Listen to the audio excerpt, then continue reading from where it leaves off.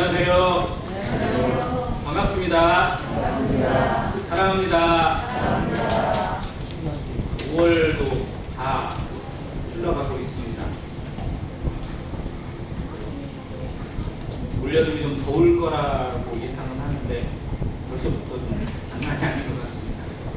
무더운 여름 서늘하게 하고 시원하게 만드는 일들이, 그런 마음의 평안들이 많아지길 바라고, 특별히 주님의 교제로 인해서 더욱 시원함을 맛보는 안양교회 성도 되시길 바랍니다. 오늘 고민이 좀 많이 되긴 했는데, 욥기 말씀을 함께 교제하면서 주님의 은혜를 한번 경험하는 그런 시간이 되길 바랍니다. 먼저 욥기 23장 같이 보시겠습니다.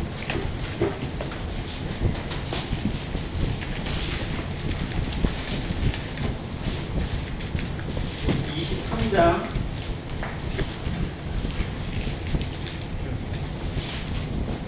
8절로 10절까지 보겠습니다. 같이 한번 읽겠습니다. 8절부터 10절까지입니다. 시작. 그런데 내가 앞으로 가도 그가 안에 계시고 뒤로 가도 보이지 아니하며, 그가 왼쪽에서 일하시나 내가 만날 수 없고 그가 오른쪽으로 돌이키시나 배울 수 없구나. 그러나 내가 가는 길을 그가 다시나니 그가 나를 단련하신 후에는 내가 승근같이 되어 나오리라. 아멘. 네, 감사합니다. 욥기 하면 제일 떠올리는 말씀 구절들이 한 서너 개 있습니다. 처음에 욥이 고난을 받고 고백했던 주신이도 여호와시요 거두시니도 여호와시요 오직 여호와 이름이 영광 찬양을 받을 것이라고 했던 고백이 있고, 그 다음 다른 사람 후압 사람 빌가시 했던 말인데, 내 시작은 미약하였으나 내 나중은 신이 창대하리라. 이 말씀은 그냥 가게나 이런 데다 다 붙여놓고, 아무튼 듣기에 좋아서 이 말을 쓰고, 그 다음 본문 읽었던 10절 말씀, 나의 가는 길을 그가 하시나니 그가 나를 단련하시면 내가, 이게 충분히라고 정금같이 나오리라. 이 말씀은 많이 후보에 붙어 있기도 합니다. 그리고 마지막 42장 5절에 내가 죽게 되어 귀로 듣기만 하였었더니 이제는 진으로 물을 배웠고 그러므로 스스로 하나고 끝 가운데서 회개한다고 하는 욥의 마지막 고백을 성도들이 많이 기억을 합니다. 그 말씀의 흐름들을 통해서 욥기를 그렇게 길게 기록하신 이유를 한번 생각해 보고자 합니다. 욥기가 총 42장까지 있어요. 근데 욥기서를 읽어보신 성도라면 누구나 느끼겠지만 정말 길어. 제가 구약 성경을 아주 많이 본 건 아니지만 보면서 정말 욥기 어렵다라는 생각을 절실히 해요. 왜냐하면 이 말쟁이들이 하도 떠들어대는 말들이라 이 말 갖고 저 말 갖고 비슷한 말이 계속 반복돼요. 한번 생각해보세요. 사람이 싸울 때, 말로 싸울 때 했던 말 또 하고 그러면 이게 무슨 말을 하는지 모르거든요. 이게 그래요. 뭔 말인지 모르고 해요. 근데 말을 쉬질 않아요. 이게 이 세상의 모습을 그대로 보여주고 있는 내용이 이 욥기 내용입니다. 그런데 그 결론이 뭐냐? 사람들이 아무리 아는 척하고 떠들어대고 자기 지식을 자랑해도 한계가 분명히 있다는 거예요. 아무것도 모른다는 거예요, 실상은. 그래서 그걸 깨닫게 하시는 분이 하나님이세요. 하나님의 말씀하시니까 전부 다 입을 다물어요. 아무 말도 못해요. 그야말로 쥐죽은 듯이 조용해질 수밖에 없어요. 그 앞에 한마디도 대답할 것이 없어요. 우리 인생이 뭔가 아는 것 같고 내 머리에 뭔가 들어있는 것 같고 내가 하면 뭔가 할 것 같지만 실상 하나님 앞에 서면 아무것도 아닙니다. 정말 열방의 그 물방울 한 마리 하나도 안 되는 거고요. 그 수많은 우주 가운데 먼지 하나도 안 되는 것이 우리 인생의 존재라는 것을 이 욥기를 통해서 깨닫게 되길 바랍니다. 그리고 아직도 구원받지 못한 분이 계시다면 내 인생에 내가 자랑할 만한 것이 없잖아요. 하나님 앞에 아무것도 아니라는 거. 그저 하나님 앞에 엎드려 겸손하게 회개하는 것이 인생의 본분이라는 것을 깨달아야 돼요. 성도들도 마찬가지예요. 우리가 하나님 앞에 바르게 사는 것 같고 제대로 살고 있는 것 같지만 돌아봐야 돼요. 왜 하나님이 욥에게 그 고난을 주셨는지, 욥에게 무엇을 깨닫게 하시고 무엇을 얻게 하셨는지 우리 삶에 주시는 고난의 의미를 다시 한번 되새김질하고 하나님 앞에 나의 자세를 바로 하는 참된 회복을 이루는 그런 시간이 되기를 간절히 바랍니다. 한 시간에 이 욥기를 다 정리한다는 것이 정말 좀 쉽지 않은데요. 그래서 대목만 이렇게 살펴보기를 원합니다. 먼저 욥기에 나오는 기본 내용을 알아야 돼요. 욥기의 등장인물, 총 주된 인물 5명이 나옵니다. 하나님 제외하고요. 먼저 주인공 욥이 있죠. 그리고 또 누가 나오죠? 욥의 세 친구 4명이에요. 그리고 마지막에 좀 더 얘기하는 젊은 사람 엘리후가 있어요. 이 5명이 욥기를 이끌어가요. 그게 37절까지 1장과 2장에는 욥의 고난이 나옵니다. 하나님이 허락하시고 사단이 시험하는 욥의 고난이 나오고요. 그리고 욥기 1장 9절에 보면 이제 그 소식을 듣고 세 친구가 조문을 하고 위로하러 가요. 그리고 함께 울어줘요. 근데 격려하고 위로하고 공정하기 위해서 찾아온 3명이 결국은 뭐예요? 서로 싸워요. 뭐하러 만나 모르겠어.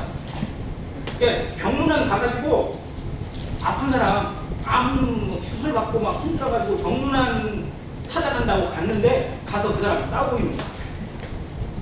차라리 안 가는 게 낫죠. 근데 하나님이 이 3사람을 보내신 이유가 나중에 드러나는 거예요. 욥도 한계가 있고 이 3사람도 당연히 한계가 있어요. 근데 자기 한계를 모르는 거예요. 그래서 그들의 한계를 드러내서 인생이 하나님 앞에 얼마나 밑바닥인지를 보여주시는 그런 말씀. 그게 37절까지 계속돼요. 또 그나마 좀 젊은 엘리후가 나서서 조금 분위기 반대를 합니다. 우선 이 5사람을 한번 조금 살펴볼게요. 먼저 이 사람들의 이름이 상당히 중요해요. 왜냐하면 하나님께서 이 욥기에 나오는 5사람의 이름을 통해서 제대로 된 하나님의 뜻을 보여주시더라고요. 먼저 욥이라는 사람의 이름은 2가지 이름이 뜻이 있는데 특히 이름으로 미움을 받은 자, 환난 받은 자라는 뜻이고요. 2번째는 회개하는 자라는 뜻도 가지고 있습니다. 즉, 욥 이름 그대로 미움받고 환난받고 고난을 받았어요.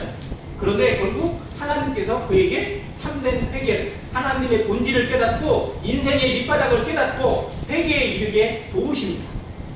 그래서 욥기예요. 그 다음 세 친구 이름이 엘리바스, 빌닷, 소발입니다.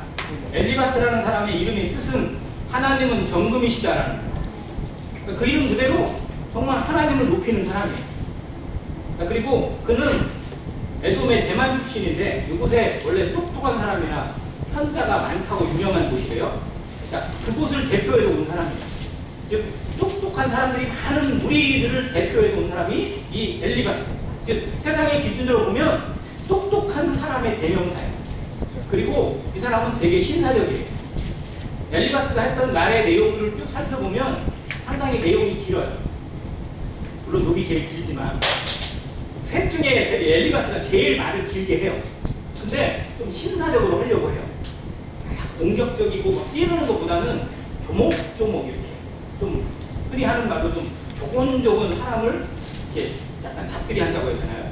뭐 그런 사람, 즉 신사적이고 뭔가 좀 똑똑한 것 같은데 그런데 실상은 자기의 고집을 절대 꺾지 않는 지식이 그런 모습이에요. 그게 엘리바스가 보여주고 있는 인생의 하나의 모습입니다. 자, 그 다음 빌닷은 논쟁의 아들이라는 뜻이에요. 이름 자체가. 그야말로 논쟁하는 사람. 빌닷이 했던 말들은 길진 않아요. 근데 아주 그냥 좀 강하고 공격적인 어투가 대단히 많습니다. 이게 특징들이 있어요. 그래서 빌닷이 했던 말을 보면서 이 사람은 확고한 정통주의자라는 걸 볼 수 있어요. 근데 이 사람이 주장하는 게 뭐냐? 죄는 반드시 심판을 받는다. 고난은 분명히 죄 때문이다. 즉 욥이 고난받는 이유는 뭐 때문이다? 죄 때문이다.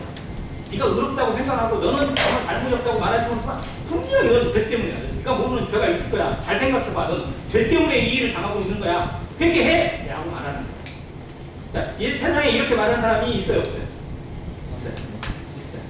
자기 자신을 돌아보지 않고 모든 것을 그냥 막 전국만을 찔러서 공격하는 사람이 있어요. 그러니까 이 사람이 실제로는 그 사람을 위로하는 게 아니라 오히려 상처를 준 경우가 대단히 많습니다. 성도들이 조심해야 될 대표적인 부류가 이거예요. 물론 그 말씀이 틀린 게 아닌 것 같아요. 근데 그 상황에 그렇게 말해야 되는 것인지 한번 생각해 봐요. 그래서 오히려 위로한다고 찾아가서 병만 더 키우는 그런 경우들도 이 빌닷이 보여주는 사례 중에 하나입니다. 자, 다음 세 번째 소발이라는 사람이 있는데, 소발은 이름이 억세다, 또 지저대다 이런 뜻이 있어요. 셋 중에 제일 발을 적게 해요. 기록도 제일 적어요. 심지어 어떤 무슨 한 5절밖에 없는 그런 구조도 있어요. 근데 그 사람의 그 특징이 뭐냐? 약간 원의주의. 절대 자기 생각을 굽히지 않습니다. 말은 잘 안 하는데요. 고집이 그냥 절대 버티고 뒤돌아서지 않고 타협도 하지 않고 어떤 그런 모습을 보여주고 있는 사람이 소발입니다. 이 세 사람이 보여주고 있는 모습들, 뭔가 세상에 있는 모습들을 조금 연상해 볼 수 있어요. 세상의 사람들의 모습. 그리고 혹 그런 모습이 나에게는 없는지 돌아보게 돼요. 다른 사람을 대하는 나의 모습. 다른 사람과 대화하고 변론하고 또 말다툼하고 논쟁하는 그런 경우에 내 모습에도 이런 세 사람의 모습이 은연중에 나온다는 걸 살펴봐야 됩니다. 그리고 마지막에 나오는 사람 엘리후가 있는데, 엘리후는 그는 나의 하나님이시다라는 뜻이에요. 이게 나오는 이름 중에서 제일 하나님과 가까운 이름이 엘리후입니다. 자, 이 사람은 저 시리아에 있는 부스 출신인데요. 넷 중에서 가장 나이가 어려요. 욥을 찾아온 사람 중에서 제일 어리가 어려요. 그래서 계속 지켜봐요. 끼어들지 않고 그들의 논쟁이나 그들의 말다툼을 계속 지켜보고 듣습니다. 듣다 보니까 나중에는 도저히 들을 수 없는 지경이 돼요. 나중에 그 사람이 대화를 시작하게 되는 32장인가요? 32장 시작을 한번 잠깐 볼까요? 욥기 32장.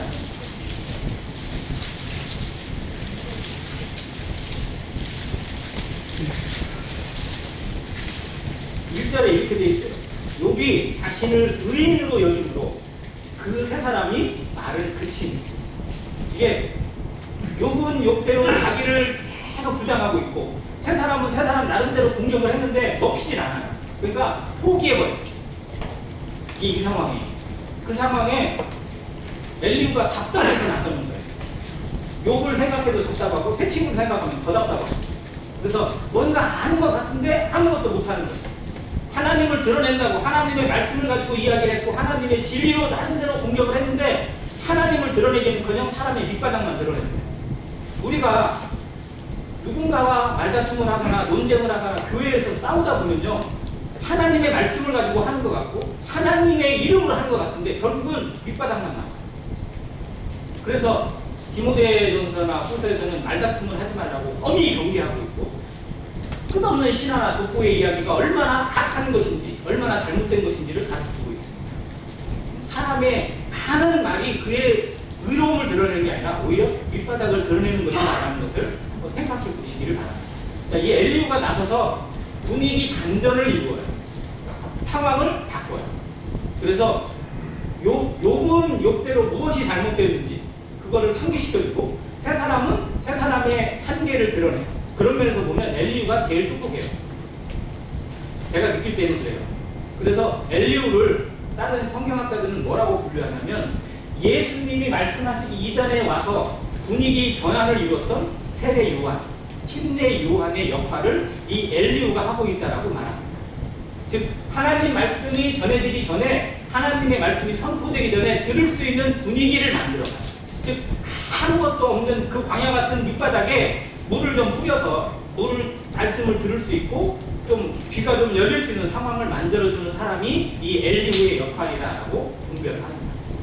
이게 맞는지는 잘 모르겠지만 아무튼 그런 역할을 통해서 하나님 말씀이 이제 그때부터 선포가 되어져서 38장부터 41장까지 하나님이 계속해서 하는 말씀이 나옵니다. 엘리후가 했던 말 중에 저희들에게 많이 공감이 되어지고 많은 사람들이 묵상하는 말씀이 35장에 있는 말씀인데요. 예배 시간에도 많이 묵상을 합니다. 당신은 그대는 눈을 들어 하늘을 쳐다보라. 그대보다 높이 떠있는 구름을 바라보라. 그대가 의로운들 뭐가 어떻게 되고 그대가 죄를 지은들 하나님께 무슨 상관이 있겠느냐. 네가 아무리 안다고 한들 네가 아무리 선하다고 하고 의롭다고 하고 아무리 죄가 많다고 한들 하나님에게는 하등 관계가 없다. 하나님에게 아무것도 영향을 미칠 수 없다. 인간의 본질이 무엇인지 제대로 생각하라는 거예요. 이걸 요백에 얘기해요. 엘리우가. 그대는 그대가 의롭다고 얘기하고 있지만 그대가 한번 생각해봐. 하늘을 한번 우러러보고 구름을 한번 바라봐. 그리고 6절에 이렇게 그대가 범죄한들 하나님께 무슨 영향이 있겠으며 그대의 악행이 가득한들 하나님께 무슨 상관이 있겠느냐. 인생이 의롭다고 하나님이 그걸 정말 기뻐하시고 인생이 죄악이 많다고 하나님이 그걸 슬퍼하시고 그래야 되는 거냐. 그게 아니라는 거예요. 실제로 하나님은 공의로 심판하시면 그만이에요. 그런데 하나님께서 그 인생을 붙드시는 이유가 나중에 나오게 됩니다. 우리가 그걸 깨달은 자들이에요. 우리가 지옥에 던져지고 우리가 죄악 가운데 불못에 던져진다고 한들 하나님의 의가 상하는 게 아니에요. 우리 모든 인생이 지옥에 던져진들 지옥이 꽉 차가지고 지옥이 뭐 터질 것 같으세요? 아니에요. 지옥은요 끊임없이 하는 무적행입니다. 밑바닥이 없어요. 모든 죄인생, 모든 인생들 다 갖고도 남아요. 하나님이 심판하시고 하면 인생들 지옥에 던져진 거 일도 아닙니다. 하나님 우리를 구원하지 않으면 하나님이 손해예요. 하나님 앞에 내가 구원받지 않으면 하나님 손해보세요? 그게 아니에요. 우리는 제대로 깨달아야 돼요. 내가 지옥에 던져져도 내가 심판에 던져져도 내가 불못에 던져져도 하나님의 의는 아무 손해가 없어요. 그런데 하나님이 왜 아무 상관도 없고 부르지도 않은 나를 던지셨는지 이것을 깨닫는 것이 은혜입니다. 이것이 깨닫는 게 복음이에요. 내가 하나님 앞에 얼마나 귀한 존재이길래 내가 하나님 앞에 무슨 의미가 되길래 하나님이 나 같은 거 살리시려고 나 같은 거 건지시려고 아들 예수 그리스도를 이 땅에 보내셔야만 했는지 아들 예수 그리스도가 이 땅에 오셔서 영접은 받지 않고 오히려 버림받고 저주받고 십자가에 벌거벗긴 채로 죽으셔야만 했는지 인생이 이걸 못 깨달으니까 이걸 못 보니까 자기가 뭔가 있는 것 같고 착각하고 살아가는 거예요. 지옥에 던져지고 나서 깨닫는 인생이 아니라 지옥 가기 전에 이 땅에 기회가 있을 때 깨닫는 모든 인생 되시기를 간절히 바랍니다. 성도들도 이 은혜로 살아가야 돼요. 내가 구원받은 건 정말 기적입니다. 하나님이 나 같은 것 던지시고 나 같은 것 기억하시는 거 나 같은 것을 이름까지도 기억하시고 부르신 거 얼마나 기적인지 다시 생각해야 돼요. 내가 오늘을 살아갈 수 있는 거 은혜이고 기적입니다. 이 기적으로 살아가는 모든 성도 되시기를 간절히 바랍니다. 이걸 깨닫고 나서 하나님이 말씀하시는 거예요. 이거 봐, 네가 그렇게 똑똑하냐? 네가 다 아는 게 맞냐? 한번 그러면 내 앞에서 대답을 해봐라. 그러면서 창조의 비밀, 하나님의 창조의 경륜을 쭉 들으세요. 내가 뭐를 할 때 너는 뭐 했느냐? 네가 아느냐? 이런 원칙을 네가 아느냐? 이것에 네가 깨달은 게 있느냐? 한번 대답을 해봐. 대장부답게 한번 똑똑히 얘기해봐. 네 친구들 앞에 그렇게 큰 소리 치면서 말했던 것처럼 한번 아는 게 있으면 한번 대답해봐. 우리가 하나님 앞에 말씀 앞에 정말 우리가 뭔가 좀 아는 것 같고 뭔가 하는 것 같으면요 실상 하나님을 이만큼도 제대로 모르는 거예요. 요만큼 맛보고 하나님을 안다고 착각하고 이만큼 해놓고 하나님을 위해서 다 했다고 착각하는 어리석은 성도 되지 않기를 간절히 바랍니다. 하나님이 우리에게 베푸신 사랑, 나를 위해 베푸신 사랑과 비교해보면 아무것도 아니에요. 아까 요한일서 3장 1절에 보면 뭐라 하나님께서 어떠한 사랑을 우리에게 우리로 하나님의 자녀라 일컬음을 받게 하셨습니다. 우리가 그걸 정말 생각해보면 서로 이건 기적이에요. 어떻게 나 같은 것이 어떻게 나 같은 인생이 이 은혜를 맛보고 이 은혜를 누리고 지금도 하나님을 아버지라 부르고 성령의 이 권능을 받고 하나님을 위해 일하는 자로 하나님의 몸된 교회의 지체로 은사와 직분을 가지고 하나님의 영광의 나라를 위해 일할 수 있는 자가 되게 하셨는지 정말 말로 다 할 수 없는 은혜를 우리 삶에서 잃어버리지 않기를 간절히 바랍니다. 이걸 계속 가서 알려주니까 여기에 할 말이 없어요. 그 앞에서 친구들 앞에서는 그냥 말 한마디만 하면 막 한 3배, 4배로 높아졌거든요. 그래서 여기에는요 제일 말 많은 사람이 누구예요? 여기에요. 진짜 말쟁이가 여기에요. 다른 친구들도 말을 잘하지만 요분요 처음에는 친구가 이만큼 하면 자기가 그만큼만 말했어요. 이게 1라운드예요. 그러니까 1라운드는 비슷비슷하게 가요. 근데 2라운드 딱 들어가니까 친구들이 요만큼 말하잖아요. 그러면 네가 아는 게 뭐야? 요만큼 얘기. 나 이만큼 더 알아. 심지어는요 어떤 데는 친구는 한 장 얘기했는데 요분 4장을 얘기해요. 성경 말씀으로. 그만큼 얘기했는데 막 이때만큼 해가지고 막 퍼부어버려요. 그러니까 친구들이 가면 갈수록 질려가지고 할 말이 잃어. 그러잖아요. 막 말 많이 하면 해봐야 손해니까 안 하잖아요. 부부싸움 하면 누가 말을 많이 해요? 남편이 말을 많이 해요? 주로 아내들이 많이 하겠죠. 그러면 남자들은 어떻게 해요? 그냥 가요. 그냥 화장실로 가든지 밖으로 나가든지 아니면 문 닫고 들어가든지 그냥 조용히 있는 게 차라리 현실이라고 생각. 그런 상황이 만들어졌어요. 근데 하나님이 말씀하시니까 욥이 한 말도 되나 점점 자기의 본질을 깨달아. 자기가 어느 순간에 내가 이렇게 마음이 높아졌구나. 말을 하다 보니까 내가 이렇게 나를 높이고 있구나. 내가 대단한 것처럼 착각했구나. 이걸 깨닫고 나서 하나님 앞에 입을 닫기 시작해요. 그래서 중간에 한번 말해봐라 그랬더니 제가 무슨 할 말이 있겠습니까? 저는 입을 닫을 뿐입니다. 라고 얘기하고요. 마지막에 하니까 우리 그때서야 어떻게 회개된다. 그래서 욥기를 기록하게 하시고 욥기를 보여주신 하나님의 뜻이 뭐냐? 왜 욥에게 같은 사람에게 구약의 3대 의인 중에 하나라고 불리는 욥 같은 사람에게 왜 하나님이 그렇게 모질게 고난을 주시고 어려움을 주셨을까? 욥이 진짜 거듭난 사람, 정말 하나님의 마음을 합한 사람으로 살아가게, 그걸 드러내 보이시겠어요. 세상이 하나님의 뜻 가운데 움직이고 하나님의 말씀으로 살아가는 사람들에게서 주도된다는 것을 보여주시는 증명자로 욥을 택하신 것입니다. 우리가 하나님 앞에 택함을 받은 자들이에요. 우리는 언제 택함 받았어요? 우리가 언제? 1970년에 택함 받았어요? 언제? 창세 전에. 그러면 하나님은 세상을 지으시기 이전에 세상에 대한 설계가 있을 때부터 우리를 통해서, 나를 통해서 세상에 드러내시기로 계획을 하신 거예요. 그게 하나님의 마음입니다. 내가 이미 씨앗도 있기 전인데, 부모가 나를 잉태하기도 전인데 이미 하나님의 계획 속에 내가 들어있고 아내교회가 담겨있고 내 가정이 담겨있다고 한번 생각해보세요. 그걸 하나님이 계획하시고 그 모든 상황을 허락하시고 그 상황 가운데 하나님을 더 배워가고 하나님을 나타내고 하나님이 이런 분이다라고 세상에 증명해주는 자들로 나를 택하신 것, 그리고 그걸 보이시는 것, 그게 하나님의 기쁨입니다. 내가 택한 자들, 내가 부른 자들, 내가 아들의 피로 독생자의 생명의 십자가로 구원한 그 자들이 하나님의 뜻대로 하나님의 계획대로 세상 가운데 드러내요. 세상에 하나님이 이런 분이다, 하나님의 사랑이 이런 것이다, 하나님의 복음이 이런 능력이 있다, 세상 가운데 선포하고 드러내고 증명하고 그 열매와 향기로 사람들을 이끌어내요. 사람들을 하나님께로 이끌어내고 많은 사람을 옳은 대로 돌아오게 만드는 별과 같이 빛나는 자들도 드러날 때 하나님이 기뻐하시는 거예요. 아들 예수 그리스도가 자리에서 흐뭇하시는 겁니다.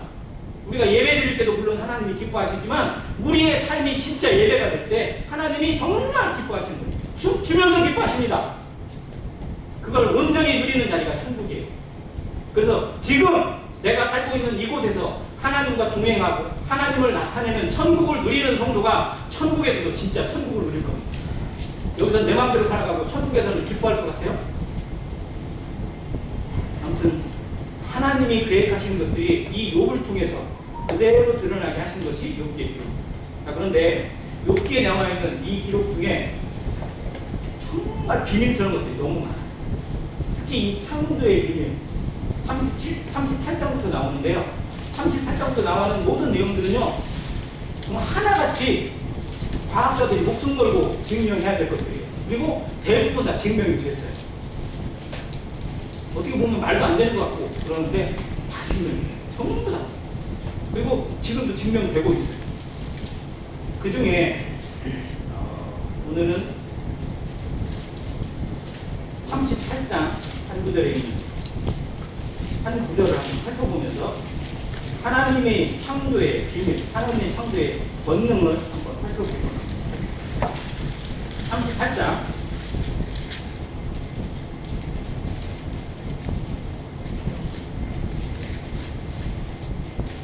31절과 32절입니다.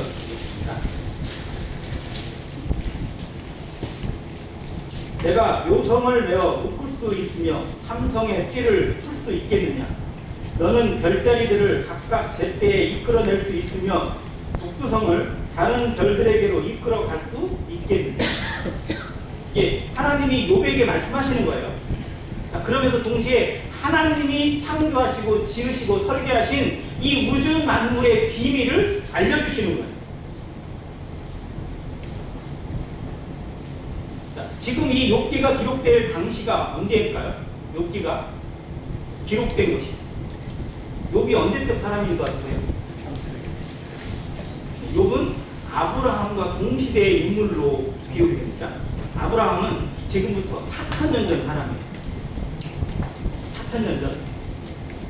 그러니까 4,000년 전에 기록이나 어떤 문화, 문명이나 이런 것들 자체가 희박해요. 우리나라에 대한 기록은 아예 없어요. 우리나라에 대한 유일한 기록이라고는 단군 왕건, 주전 2333년인가요? 그때 단군 왕건이 나라를 세웠다는 그게 고조선이라고 하는 역사, 그 정도밖에 없거든요. 그것도 실제 중국의 역사를 갖다 우리가 빌려온 것에 불과할 뿐인데, 아무튼 그 어마어마한 세월, 사람들에 대한 기록들도 많이 남겨져 있지 않은 그 시절에 하나님이 이 욥기를 통해서 보여주신 기록은요, 정말 사람의 상상을 초월해요. 당시에 사람들이 가지고 있던 생각이 어떤 거였을까요?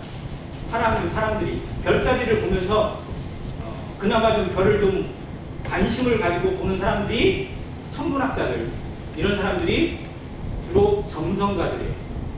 성경에 보면 그 점을 치거나 어떤 일을 기륭을 판단하거나 하는 사람들이 나오거든요. 그리고 예수님이 태어났을 때 동방에서 온 박사들 세 명은 아니에요. 셋이라고 안 해도 돼요.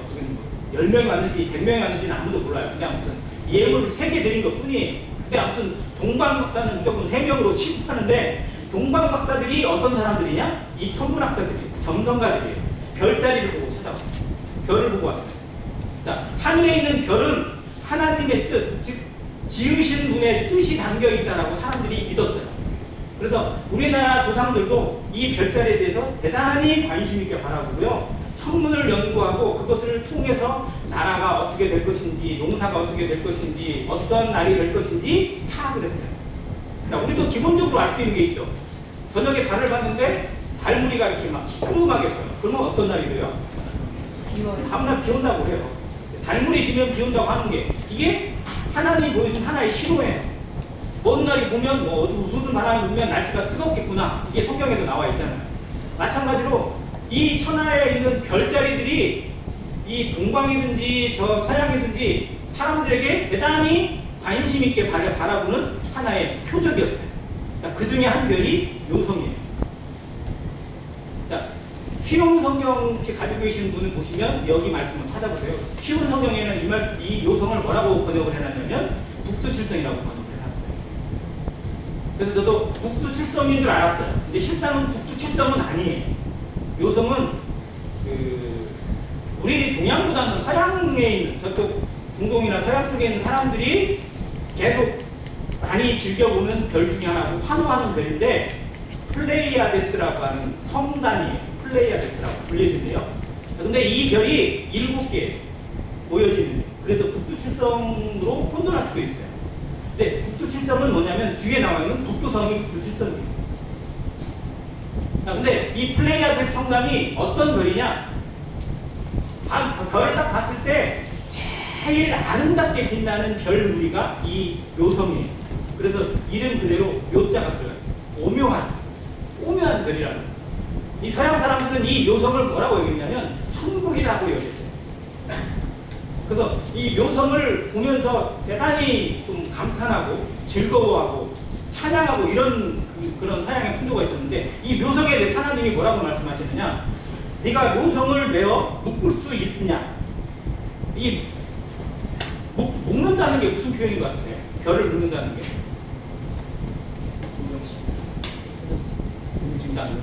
이 묘성, 플레이아데스 성단은요, 여기서 육안으로 볼 때 북두칠성 보면 가까워요, 좀 멀어요? 북두칠성을 보시면 서로 막 붙어 있어요, 좀 떨어져 있어요? 떨어져 있어요. 7개가 있긴 있는데 주걱 모양으로 거리가 밤하늘에 봐도 좀 떨어져 있어 보여요. 이 묘성도 마찬가지예요. 좀 떨어져 보여요. 좀 거리가 상당히 있어 보여요. 그러니까 범위가 넓어요.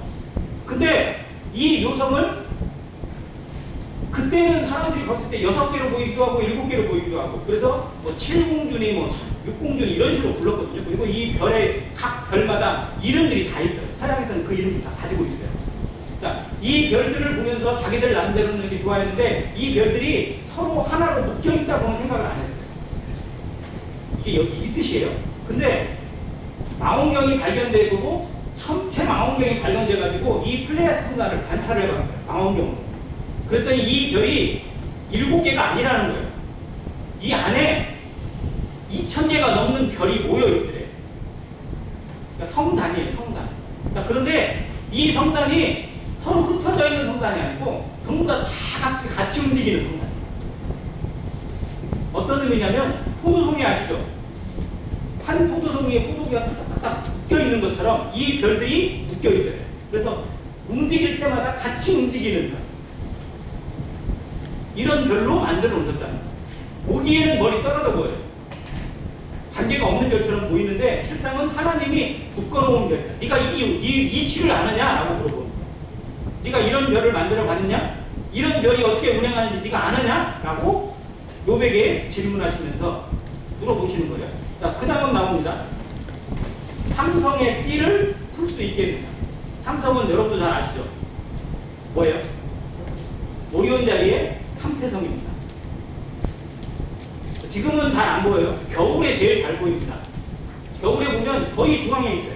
오리온 자리라고요. 이 4개의 별이 있고 그 가운데에 3개가 딱 붙어가지고 있어요. 그래서 이 오리온이라는 사냥꾼을 보여주고 있거든요. 유명한 고대 사냥꾼으로 실화에 나오는 인물인데 그 사냥꾼의 허리띠가 이 삼태성이에요. 별 3개. 이 삼태성도 이름이 다 있어요. 하여튼 그 옛날 사람들은요 이름 짓기를 좋아해가지고 다 이름 붙여놨어요. 저도 그래서 공부하면서 배웠어요. 오리온 자리에 제일 큰 별은 저 위쪽에 있는 베텔투스예요. 그리고 밑에 쪽에 있는 별이 리겔이라고 제일 밝은 별이에요. 그 정도도 기억을 해요. 근데 이 삼태성도 이름이 다 있더라고요. 근데 삼태성을 보면요 진짜 딱딱 붙어 있어요. 하늘에 보면 세 개가 새 쌍둥이처럼 붙어 있어요. 이게 허리띠 딱 맞는 거예요. 근데 여기에 뭐라고 되어 있냐면 네가 삼성의 띠를 풀 수 있겠느냐라고 물어보시죠.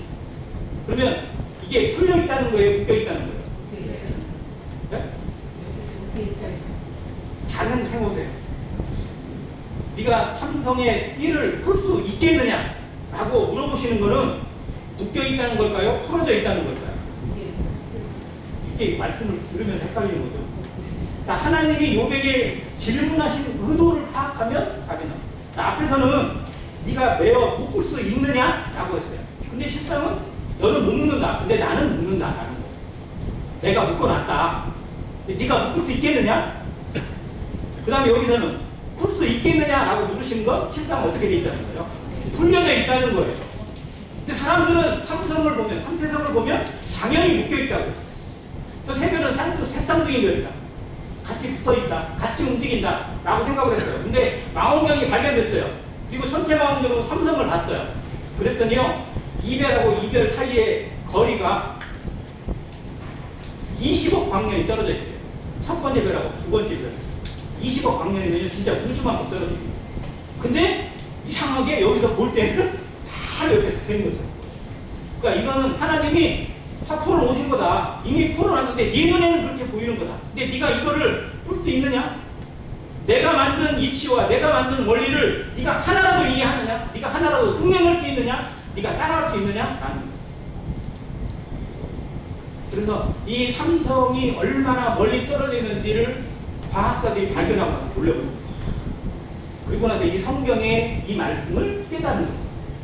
아, 이게 이런 뜻이구나. 그전에는 풀 수 있겠느냐라고 하는 것이 풀려있다는 것이 묻겠네 그런 생각 안 하고 그냥 아무튼 삼성도 하나님이 만드신 거고 요성도 하나님이 지으신 거다 이런 생각만 했는데 망원경으로 막상 보고 나니까 이 말의 뜻이 무엇인지 분명히 깨닫게 되고 정말 이건 하나님의 창조의 걸작품이구나 라고 인정을 하게 됩니다. 이것 외에도요 온 우주 만물은 하나님의 창조의 비밀로 가득합니다.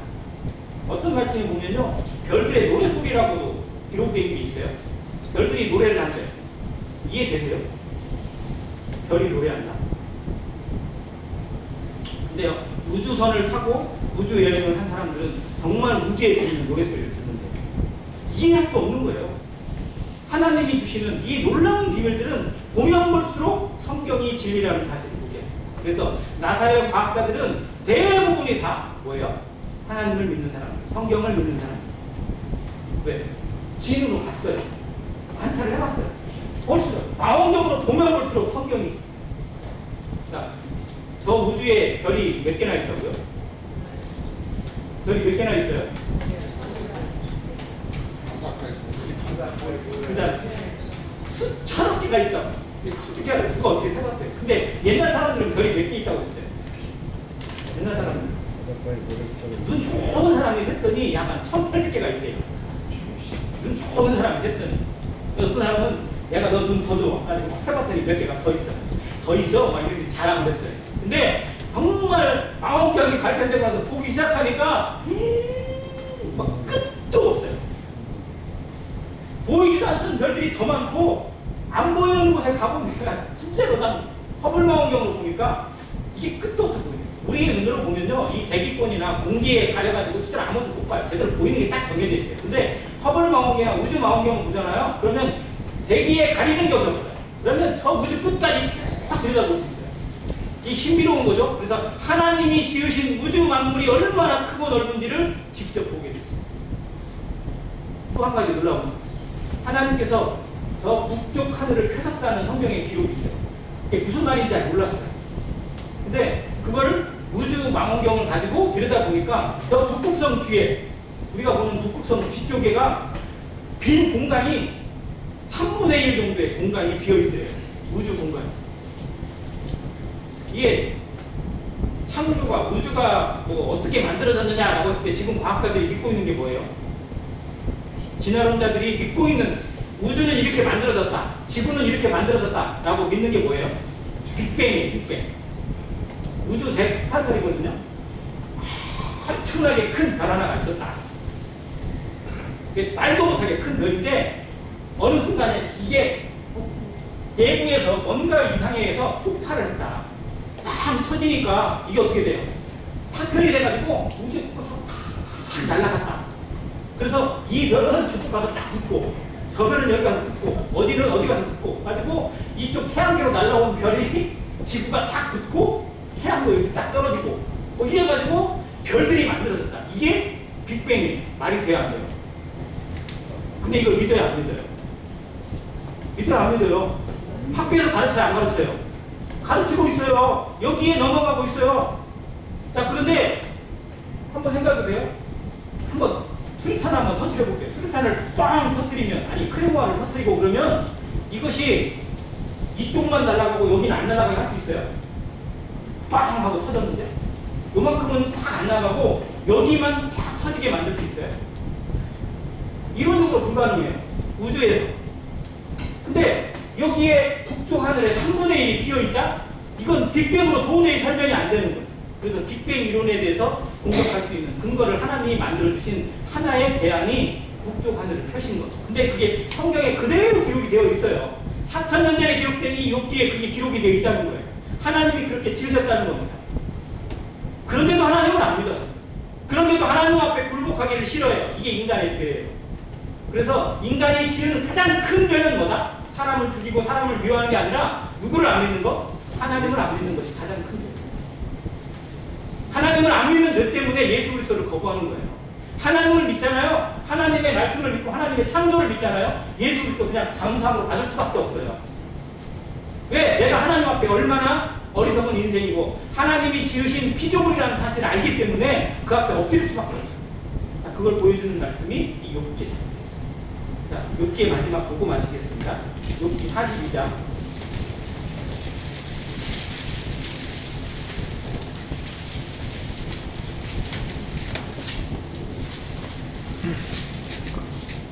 (1절부터) 읽겠습니다.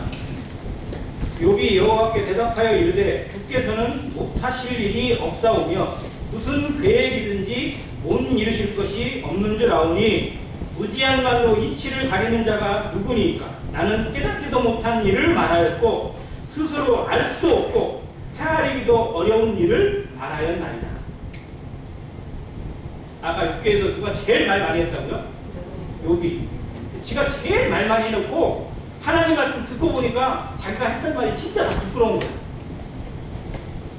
성도가 다른 사람과 싸우고 세상에서 정말 자기를 나타내기 위해서 막 그런 걸 하고 나서 하나님 앞에 서잖아요. 하나님의 말씀 앞에 서면 정말 얼굴을 가리고 싶은 거예요. 부끄러운 거예요. 이 부끄러움을 우리에게 느껴야 돼요. 왜냐하면 우리는 그렇게 살아가거든요. 뭣도 모르고 내 자존심을 세우기 위해서, 내가 옳다는 것을 증명하기 위해서, 내가 너보다 낫다는 걸 내세우기 위해서 정말 그 말도 안 되는 자존심 싸움을 하고 있고, 말싸움을 하고 있고, 그리고 하나님을 저버리는 일들을 우리 삶에서 수시로 많이 하는 거예요. 그게 욥기를 통해서 우리가 생각해야 돼요. 그것들이 얼마나 헛된 것인지, 얼마나 시간 낭비고 에너지 낭비고 하나님을 부끄럽게 만드는 것인지 우리가 깨달아야지. 그래서 하나님의 말씀 앞에 나를 돌아보고 정말 내가 깨닫지도 못한 말을 말하였고 스스로 알 수도 없고 헤아리기도 어려운 것을 마치 아는 것처럼 떠들어댔나이다. 그리고 4절에 이렇게 나옵니다. 내가 말하겠사오니 주는 들으시고 내가 듣게 듣겠사오니 주여 내게 알게 하옵소서. 그 전에 친구들한테는요, 네가 그렇게 잘하냐? 나는 너보다 더 알아. 이런 거였어요.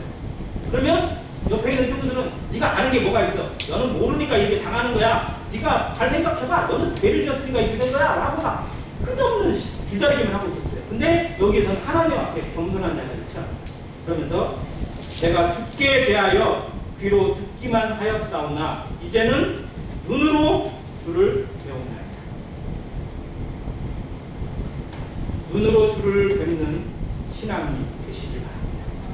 귀로 듣는 신앙이 아니라, 머리로만 아는 신앙이 아니라 직접 주님을 만나 뵙고 주님의 존전 앞에 나의 위치를 찾고 그 앞에 엎드리는 신앙이 되시기를 간절히 바랍니다. 이것이 겸손입니다. 이것이 하나님 앞에 서야 될 신앙인의 자세이고 성도의 모습입니다. 우리는 하나님의 말씀 앞에, 하나님 앞에 설 수 있는 기회를 무한정 부여받았습니다. 하나님과 만날 수 있는, 하나님을 얼굴로 뵙고 하나님을 느낄 수 있고 하나님과 소통할 수 있는 기회를 어마어마하게 부여받았습니다. 구약의 성도들과 비교가 안 돼요. 그런데 우리가 여전히 내 생각에 사로잡혀서 교만하게, 내 고집에 사로잡혀서 어리석음으로 살아가고 있다면 이건 심히 부끄러운 것입니다. 우리에게 주신 이 기회를, 이 은혜를 헛되이 흘려보내지 않고 정말 하나님의 말씀 앞에 겸손하게 나를 낮추고 그 앞에 회개하는 것입니다. 이러므로 내가 스스로 거두어 드리고, 거두어 드린다는 게 뭘까요? 자기가 지금까지 내뱉었던 말들이에요. 자기가 지금까지 살아왔던 고집입니다. 사람들 앞에 자기를 내세우고 싶고 자기를 인정받고 싶고, 내가 그래도 너보다 나아, 내가 너보다 똑똑해, 그래도 네가 나한테 뭐 할 것은 아니잖아, 이런 모든 자존심들 다 거둬두려요. 그리고 티끌과 제 가운데서 회개합니다. 하나님께 나설 때는요, 정말 모든 거 다 내려놔야 돼요. 자존심이고 뭐고 다 내려놔야 정말 하나님의 은혜와 긍휼을 제대로 경험할 수 있습니다. 하나님이 그런 상황을 우리에게 주실 때가 있어요. 정말 밑바닥을 보게 하실 때도 있고요. 정말 내 모든 것이 막 다 미천이 드러나는 것처럼, 부끄러움이 드러나는 것처럼 그런 모습을 보일 때도 있습니다. 근데 그게 은혜라는 거예요. 그게 욥기를 통해서 우리가 배울 수 있는 은혜입니다. 그걸 통해서 욥이 하나님 앞에 정말 새롭게 태어나는 거예요. 정말 하나님을 알고 하나님의 마음을 배우고 하나님 앞에 소통하는 자로 태어나겠습니다. 그런 다음에 결론이 7절부터 나오는데 하나님이 어떻게 하세요 이제? 자, 잘 배웠냐? 그래, 앞으로 우리 잘 살아가? 이게 아니에요. 이제 내가 너에게 이걸 한 이유를 제대로 알려주겠다 라고 하시면서 7절에 여호와께서 욥에게 이 말씀을 하신 후에 여호와께서 대만 사람 엘리바스에게 이르되 내가 너와 내 충객에 무하나니 이는 너희가 나를 가리켜 말하는 것이 내 종 욥의 말같이 옳지 못합니다. 새 친구들을 하나님이 판단하세요. 그런 다음 그런즉 너희는 수소 7과 순양 7을 가지고 내 종 욥에게 가서 너희를 위하여 번제를 드리라. 하나님께 회복할 수 있는 기회를 친구들에게 주세요. 그리고 10절 욥이 그의 친구들을 위하여 기도할 때 여호와께서 욥의 공경을 돌이키시고 여호와께서 욥에게 이전 모든 소유보다 얼마나 갑절이나 주십니다. 자, 하나님이 실제로는 그들에게 주신 것, 욥에게 주신 것을 다 거두게 하셨어요. 1장에 보면요, 정말 말도 안 되는 일이 하루아침에 다 일어나요. 갑자기 뭐가 와가지고 집을 쓸어가고, 뭐가 와가지고 동물들 다 죽여버리고, 폭풍이 와가지고 그냥 자기 자식들까지 다 데려가고, 뭐 그런 일을 겪고 하루아침에 알거지가 되게 만드세요. 그래도 시대로 그냥 버티고 있으니까 요백에 그 몸에 악창이 나게 해가지고 기왓장으로 자기 몸을 긁고 피를 나게 만들고 있고, 그 앞에서 눈물을 흘리면서 살아가게 만드는 고난까지 노력하세요. 우리에게 있는 것들 하루아침에 없어질 수도 있습니다. 우리 몸이 하루아침에 이렇게 낮아질 수도 있고, 곤란 속에 처질 수도 있고, 병든 가운데 아무것도 못하는 신세가 될 수도 있어요. 근데 그 가운데서도 욥은 하나님을 원망하거나 저주하지 않았습니다. 근데 정말로 본질은 어디에 있느냐? 친구들과의 관계에서, 사람들과의 말 속에서, 사람들 속에서 정말 자기의 의의가 나타나기 시작했고, 자기 밑바닥에 있는 교만이 서서히 올라오는 모습을 보게 됩니다. 우리가 하나님을 정말 잘 사랑하는 것 같고 잘 섬기는 것 같지만, 내 안에 여전히 인간의 본질, 교만의 죄가 있고, 나를 나타내고 싶은 자랑이 있고, 그것으로 인해 다른 사람을 판단하는 시기심이 있고, 그것으로 말미암아 다른 사람과 화통하지 못하는 불편함이 있음을 욥기를 통해서 보게 됩니다. 그리고 그걸 드러내시는 거예요. 그래서 다 거두어드리게 하세요. 진짜 회개를 이루게 하십니다. 이게 하나님의 사람으로 온전히 변화되어가는 성화의 모습입니다. 이걸 통해서 복을 주세요. 다시 곡절로 모든 소유를 이루게 하십니다. 그리고 그의 자녀들로 복을 주고, 그의 세 딸이 있는데, 세 딸은 정말 그 지상 천하에서 그보다도 아름다운 딸이 없을 만큼 아름다운 딸들을 다시 회복하시고 주시는 것. 이것이 하나님이 주시는 진정한 복입니다. 하나님이 주시는 진정한 회복은 우리의 속사람을 다듬고 우리의 모든 것들이 하나님 앞에 화통할 수 있도록 이루어 가시는 겁니다. 근데 가장 중요한 거, 가장 기본은 어디에 있어요? 우리의 물질이나 우리의 소유가 아니라 어디에? 내 자신, 내 마음에 있다. 우리 본질이 하나님이 예수 그리스도의 생명을 통해서 거듭나게 하시고 다시 살리신 것이 우리의 겉사람이 아니에요. 우리 속사람입니다. 우리의 겉사람은 후패하나 우리의 속사람은 날로 새로워지는 것. 이것이 하나님의 말씀 앞에서 소통입니다. 하나님을 배우는 겁니다. 하나님을 만나는 거예요. 오늘 하나님을 만나셨습니까? 오늘 하나님과 교제를 하셨어요? 하나님을 말씀을 들었습니까? 하나님의 말씀 앞에 나를 풀어 엎드셨습니까? 이것이 소통입니다. 하나님을 배우는 마음, 하나님 앞에 엎드리는 성도. 그래서 하나님의 뜻이 나를 통해서 성취되어져 가고, 그걸 통해서 진정한 화목이 이루어져요. 다른 사람과의 화목을 주도하게 됩니다. 세상 사람들과의 화목을 주도하고 그들을 하나님께 인도하는 진짜 별처럼 빛나는 모습이 되게 하십니다. 이것이 성도가 기도해야 될 제목입니다. 우리가 말씀을 보는 이유예요. 우리가 하나님의 말씀 앞에 서는 이유가 여기에 있습니다. 욥기를 통해서 욥의 받은 인내와 고난을 통해서 진짜 하나님을 배워가는, 하나님과 교통하고 하나님과 교제하는 안에교회 성도의 삶으로 진정한 빛이 나는, 향기가 나타나고 진정한 열매를 거두는 모든 성도 되시기를 간절히 바랍니다. 감사합니다.